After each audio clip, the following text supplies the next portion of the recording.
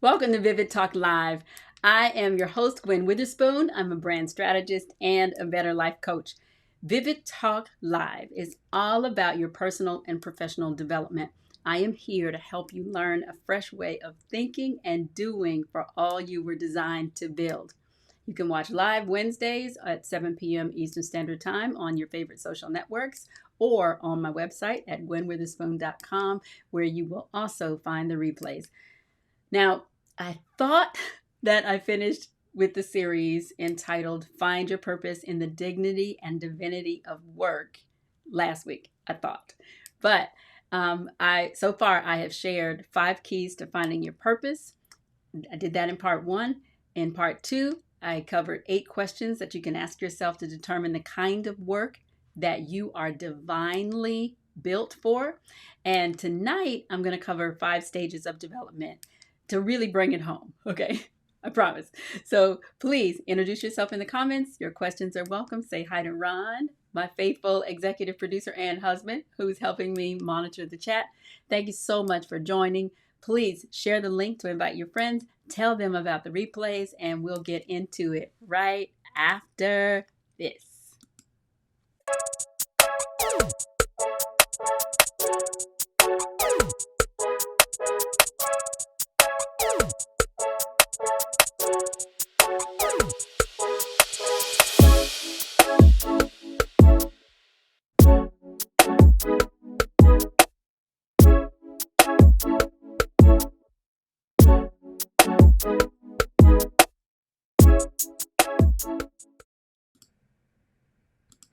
Now, make sure you follow at Gwen Fuchsias on Facebook, Instagram, Twitter, and on Gwen Witherspoon Coach on YouTube.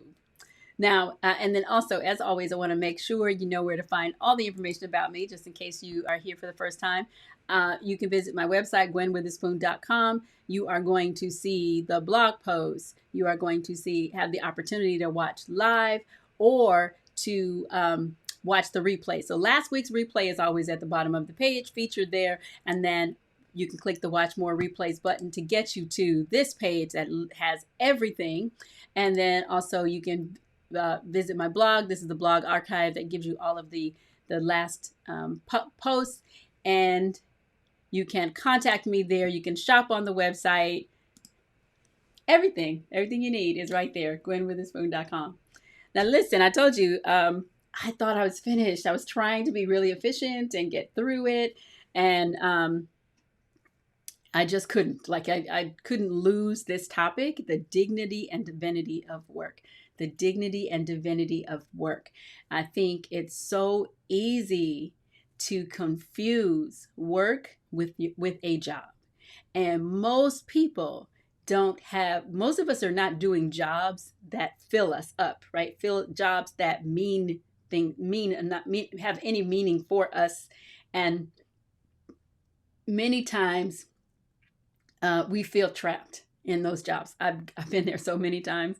In fact, I have been called psychologically unemployable because I have these great ideas and these very broad scope, broad range of skills, and so emotionally and mentally, I wish I could have been more mature over the years, like when I was, especially 20, 30 years ago when I was younger. I wish I could have stayed at a job longer, but it just was so hard for me to do because if I got unhappy, I always felt like I can do better. Like there's something else. And so I'm going to go try that. I'm going to work on that. And I never hesitated to jump from one job to another, right? Or to create some new business thing on my own. It just was not something, I guess I was made to do that. And I always longed to be that person who could like stay somewhere for decades and, get the pension and all that. But I'm just not that person. I never have been. But I think most of us, I think most people are not that adventurous or that irresponsible. I think that most people will stick with a job even if just because it provides a paycheck, even if it's not filling them up in any way, even if it doesn't mean anything. And what I'm talking about when I talk about the dignity and divinity of work, surely when you show up to a job day in and day out, and you are doing good work and with integrity, that matters. But what I'm talking about is work that you were literally divinely built to do. And sometimes the work that you're divinely built to do does not look like, doesn't show up, it doesn't seem like that's a viable way to earn a living, a viable way to, get paid and receive money so that you can meet your obligations, right? But I want to present to you that identifying that work, the work that really does meet, that falls into that category for you, that is literally going to be the most profitable path. And sometimes that means that up front, you might have to forego, you may have to change your lifestyle, change the way you live so that you can still meet your obligations, but focus your intention and energy on the thing that you were really uniquely designed to do. And, that takes courage. Sometimes you have to do that while you're working that job that you necessarily don't like. But I think it's really imperative on all of us to really try to identify exactly what that work is. And so I wanted to go back over the definition of the word work. It means the activity involving mental and physical effort done in order to achieve a purpose or result.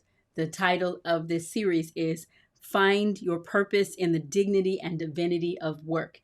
And I say that because I create that title because I find that most people, if you ask them what's your purpose, they can't answer, right? So if that's you, you are not alone. That's like most people cannot answer that question. And I think most people don't understand that purpose is not something that you come out of the womb understanding, right? It's purpose is something that you will discover. You'll find it as you engage in effort, as you participate in different activities.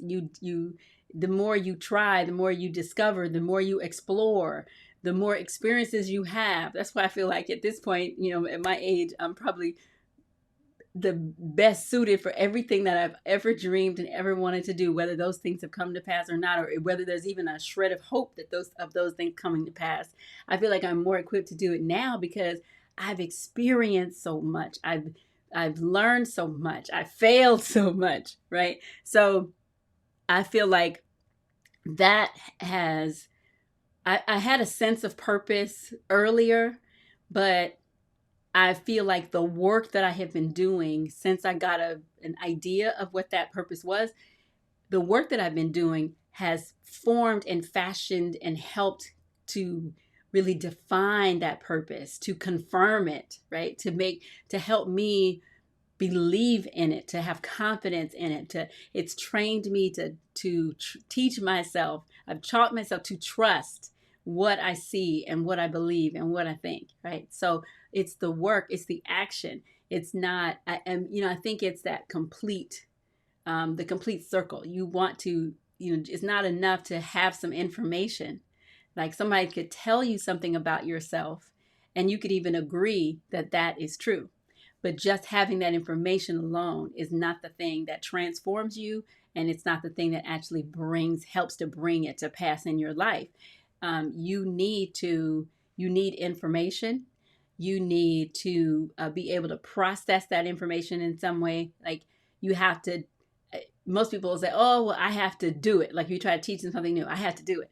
Well, we all really have to do it. We have different learning styles, but we all have to complete the cycle where it's like a spirit, soul, body engagement. You need your whole self involved in it to really learn a lesson. That's why the difficult times that we face really propel us forward, has the potential to propel us forward more than, great times, because it forces all of your senses and everything to spring into action. And so once you so the work, the actual activity, the attempt to reach a goal, the effort that it requires, the energy, the thought process, all those things together help you to find your purpose. Okay. And And then also when you talk about defining work, I also thought of the phrase life's work. This was her life's work. And most people, again, just like purpose, you don't have a sense right away of what your life's work is going to be, because most of us are living a lot of life, right? And so I wanted to differentiate between having a job. I'm really talking more about your life's work. That main activity, the most important work that you're going to engage in your life. And I wanted to, before I get into the 5 stages of development that I want to cover tonight, I also want to go over what I consider to just be kind of some signs. Like, how do you know if something is your life's work, right? And I came up with 5 things. So one is when you're doing it, it doesn't feel like work, not at all. If it doesn't feel like work, and you receive some kind of joy and satisfaction out of it, then it's probably that's a sign that it could be your life, the work that you've been divinely equipped to do. And then the second sign is if it aligns with your values. When we talked about doing the personal brand map, I talked about a productivity map is the first, defining your mission, vision, and values, finding those 3 core things that matter, like 3 words that are important to you. For me, my personal values are, what are they? Rhythm, revelation, and relationship. Everything I do is centered around that. So in my business, in my any vision, any activity that I'm engaged in, any brand that I'm developing for a client, I'm looking for 3 values that we can hang everything on. So if the work that you are doing aligns with those values, then that's another sign. Then the third one is you're willing to pay a price, right? So living your life at play, which is what my goal is to help you do. Living your life at play is not about just all fun and games and you just kick up or living a life of leisure. It's living a life at play is really about you being willing to pay the price. You're willing to work to the point of exhaustion. But you can work to the point of exhaustion and you can't wait to get up to do it again. That becomes play. You expend effort, you overcome obstacles, you go through trials and difficulties, you get knocked down, you get back up. That still qualifies as play when you are doing work that you are divinely designed to do. Okay. And so if you're willing to pay the price to get this thing done, whatever it is, that could be your life's work. And then number 4 is you have found a rhythm. Matthew 11:28 through 30 in the Message translation of the Bible, Jesus talks about learning the unforced rhythms of grace. I love that. The unforced rhythms of grace. So unforced rhythms of grace is about you learning how to walk in the thing that you are uniquely, that inherent tendency. I'll talk a little bit more about that in a minute. But that inherent tendency inside of you, when you learn how to roll with that and not work against it, that's when you have found a rhythm. And I told you I value rhythm, so it's super important to me. And then the last sign that you know that this could be your life's work is that others confirm your gifts. The Bible also says that your gift makes room for you. So it's making room for you, and it says it'll also bring you before great men. It'll bring you before people of stature, people of influence. So if other people, people from all parts of your life, it doesn't have to be necessarily some notable person, but if others are confirming your gift in some way, like, oh my God, like you're a natural, right? Then that could be a sign that this is, if not your entire life's work, at least part of it. Okay. So those are some things that you can look for. Now, I have been working from what I've called a purpose grid. I told you I love developing charts. I feel like God speaks to me in charts. I like bringing order, making them pretty, and making connections between ideas and thoughts and concepts and trying to simplify them Oftentimes, some of my charts are very complex, but then I'm simplifying something that's even more complicated, and excuse me, and trying to figure out how to explain it in a way, drawing comparisons, so that you can understand the details, the intricacies of some of these ideas. Okay. And so in the purpose grid, I've been sharing with you, I started out with 5 keys, 5 keys to finding your purpose. One was vision. The second one was communication, which really is about you exercising your gift, like using it and sharing it with other people, communicating who you are and what you do through what you do. Okay. And then the third one was study, really making a commitment to earning a PhD in you, right? And then number 4, talent, finding that working with your natural aptitude, whether it's artistic, athletic, musical, whether you're handy and your intelligence, whatever it is, really you focusing on what's your natural aptitude. And then number 5, discipline, making a commitment to doing the things consistently that you need to do to find and establish your purpose. Okay, so that's the 5 keys.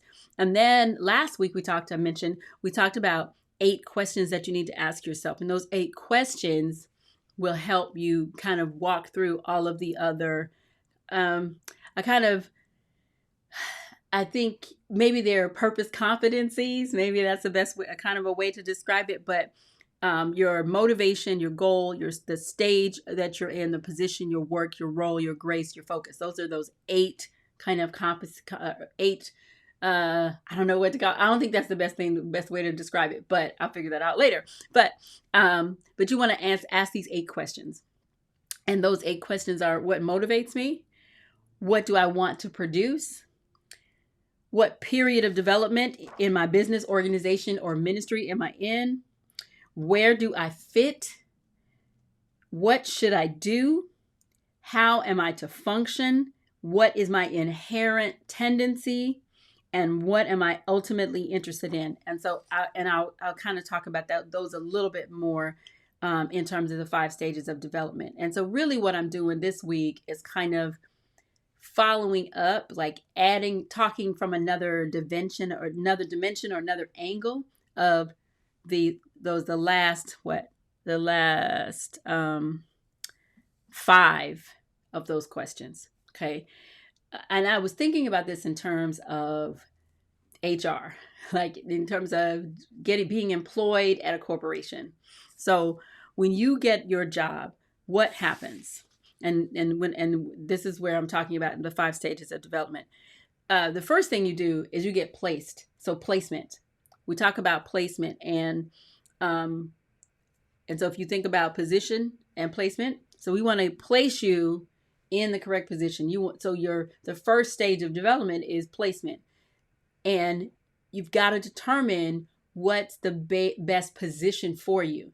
Now, this position is not you literally filling a job or applying for, going through an interview and hiring process at someone else's organization. This is literally about you identifying the position that you were divinely built to fill, and you can identify that by finding, like, kind of answering these questions and lining up all these qualities, and it'll start giving you signs and pointing you in the right direction. And so in this instance, last week we talked about position, and I said I shared with you the book Discover Your God-Given Gifts by Dawn and Katie Fortune, and it is a book that talks about 3 categories of gifts that are mentioned in the Bible. One of them being motivational gifts, the other being ministry gifts. And so there's 5 ministry gifts that it talks about: apostle, prophet, evangelist, pastors, teachers. So I look at that in terms of, though I feel like those are like your basic levels, like your corporate levels, the corporate positions. So if you applied that idea, apostle, prophet, those positions in the spirit, to positions administratively in a natural corporation, you would have administration, marketing, sales, operations, and training. Okay. So the first level, the first stage of development is to identify, to fill a position. So what position do you feel like you uniquely fit in? Whether you identify with the biblical definitions or the biblical positions, or whether you identify more with the corporate, in the natural. Um, where do you feel like you fit the most? And Discover Your God-Given Gifts is a book that has a number of assessments so that to help answer, so you can answer questions that help you identify where you fit. And you learn about your negative and your positive, and I like that a lot, because your negative behavior, negative traits can also point you to where you fit. Where your best placement is going to be. So that's the first stage. So the second level of growth or development is going to be effort. And it applies to what you do to achieve a result. And I mentioned last week also. So if your position is administration, then your work is really creation. You're creating the company, you're building the thing. I'm a creator day in and day out. I can't help myself.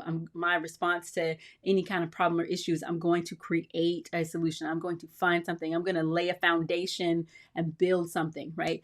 And we talked about that last week, so you can go through kind of all of those again. But what I want to focus on this week is the fact, these levels of development. The first one being placement, the second being effort. What's the best place or best thing for you to be doing to achieve a result, the result that you are seeking? Okay. And then the third one is function. What role do you play? The third level of development is function. What role do you play? And we talked last week, your role, if you are let's pick another one. If the spiritual position is evangelist, the natural function the national position would be sales. Your work would be recruitment, and your role would be rainmaker, right? Your role would be rainmaker. And in the natural sense, you'd be pulling sales into the company, you'd be bringing resources into the company, you'd be creating deals, you'd be forming relationships, you'd define strategic partnerships. That's a rainmaker. So that's your function. Okay. What part are you playing, and what function, what role? And then the fourth level is going to be tendency, and I call it the inherent tendency, but it's your instinctive ability, and we talked about unforced rhythms of grace. So that's where that falls into this category. It is what's your tendency? My tendency is toward building. My tendency is toward instruction. Yours could be toward insight, toward gathering, toward guiding. So what is your tendency, your instinctive inherent ability? That's level 5. And then level 4. Level 5 is interest. It's the center of interest or activity.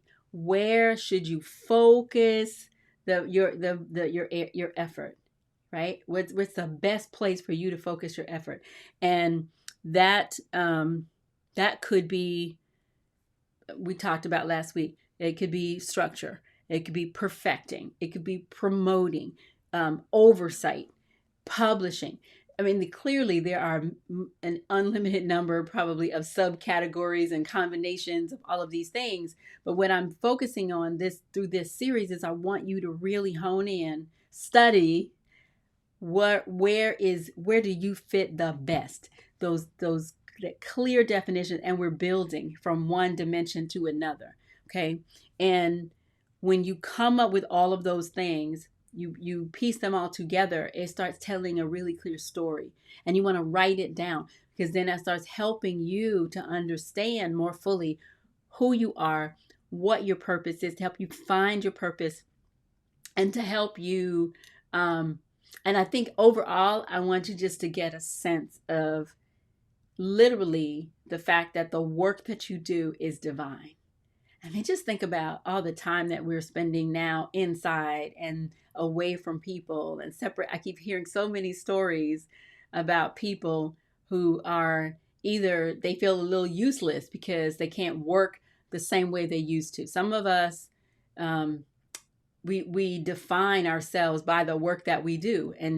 I'm and so this is really, there's a fine line. I'm not suggesting that you literally define who you are and your value and your worth by what you are doing, but I'm suggesting that the work that you are doing matters because it will help you personally, um, you personally find your purpose. Okay, and purpose, living life with purpose is so much, living life on purpose is so much better than feeling useless, feeling directionless, feeling unappreciated, feeling lost, like all of those negative emotions. We want to get you over into this literally living life at play. And play, like I said, is it's delightfully doing by what I always mess that up. um I won't worry about it this time, but um effectively doing while delightfully being. There we go. I know this stuff. um and so then I want to finish off with the rewards of work, which I've kind of segued into nicely already. But I started with compensation. And so compensation, of course, is a salary or a wage that you get for work. And that salary or that wage can be paid in so many different ways, especially now with technology and all the things that are available to us. But I want to piggyback on that compensation often can come in many other forms as well. And we don't want to dismiss the need for money, the desire for a salary, desire for to be able to take care of your family, do whatever it is you want to do, contribute to any cause that you want to, contribute to. All of that stuff is important and valuable. But beyond that, so many of us, we will work when it is important, when it lines up with our values, when we are, we have found a rhythm, when others confirm our gift, we will work even when the money per se is not there because we get so many other benefits from the work. And that's where I want to talk to you. I want to just highlight this is part of the dignity of work, is that for you to be able to value the work that you do, to gain competence. So competence is the ability to do something successfully or efficiently.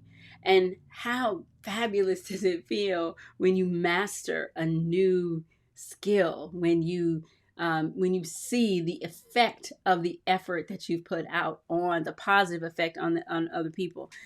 You feel competent. So then the next time a challenge comes your way, you feel like you are more equipped to handle it. That is a reward of work. Then progress, forward movement toward a destination. I'm always talking, I want to help you get a vision for every area of life. Vision is something bigger than you that you can't do by yourself. It's far out on the horizon. There's a big gap between where you are right now and where you want to be. So knowing that you are making progress, even if it's the most incremental, tiniest, minuscule piece of progress, learning to recognize that and see it in the work that you do is a reward. It is a gift. You feel triumphant. And then the last reward that I'll bring out is just fulfillment in general. Fulfillment is a basic human need. Maslow's theory, hierarchy of needs, they call it self-actualization. But being fulfilled, finding meaning in the work that you are doing. Fulfillment is achievement of something desired, promised, or predicted, right? Or planned or imagined. And so how delightful would it be to work, to get up every day looking forward to the work that you have to do, the tasks that are in front of you, even if they are big and feeling insurmountable and, full of problems and issues, but you are uniquely built, divinely designed to actually do the work and get the result. And you are seeing your confidence growing while you make progress and you are fulfilled. That is, that's the key. That's the path to finding your purpose. And you don't have to, once you get, and it's almost like you get caught up in the work to the point where it's hard for you to even know the time, to be able to judge the time. You don't realize how much time has passed. My family, my father, I mentioned, my father was in the Army. He served in the Army for over 23 years.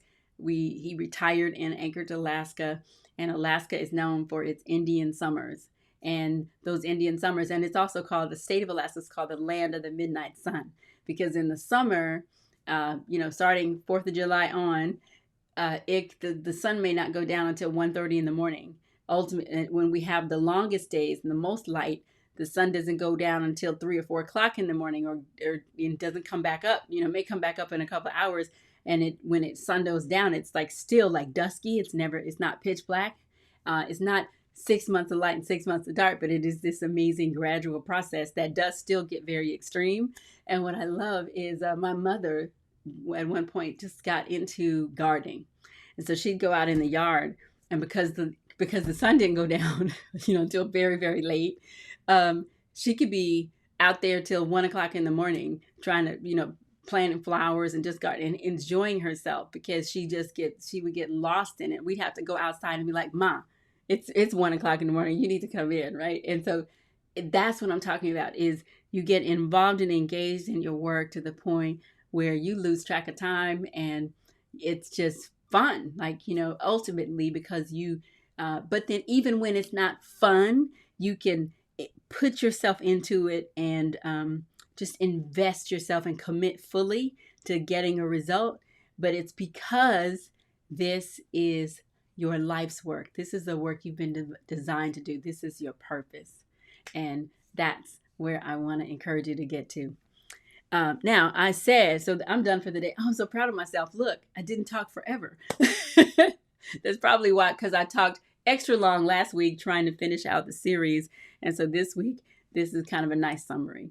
But I said in the beginning that we go live every Wednesday at 7 p.m. Eastern Standard Time. And we are going to continue doing Vivid Talk on Wednesdays. But going forward, it is going to be called Vivid Talk, just Vivid Talk. We're gonna drop the live part. I'll pre-record the episodes, and we'll still stream them live. Like they'll still play live on Wednesdays, where you could comment and share and all of that. But I want to be able to dig in. So I think today is episode 36, and I want to be able to dig in some more, prepare the lessons a little bit more for you. I want to be less verbose at some point, and I can't promise you that they're going to be shorter, but at some point I will be pulling out pieces and tidbits and making some shorter versions so that you can consume in pieces a little bit more effectively and fit it into your life a little better.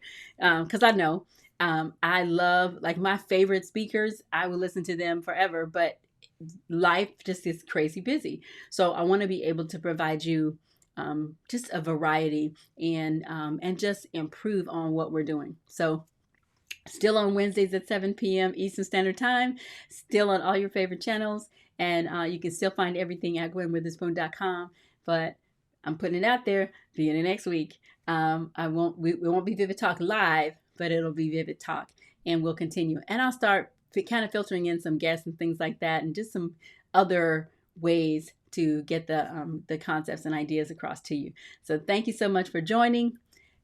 Follow Gwen at Gwen Fuchsia, Instagram, Facebook, Twitter, and Gwen Witherspoon Coach on YouTube. And we'll see you next week. Oh wait, let me let that run. Gwen, Twitter, YouTube. There we go. Have a great night.